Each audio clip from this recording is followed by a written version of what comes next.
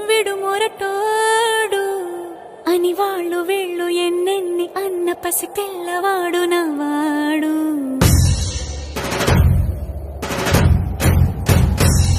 విడుముండోడు అని ఊరు వాడ అనుకున్న గాని మహారాజు నాకు నవ్వాడు.